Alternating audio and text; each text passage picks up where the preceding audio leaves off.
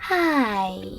In front of me is Samsung Galaxy Tab A7 Lite, and today I would like to show you how you can switch on or off adaptive brightness on this device.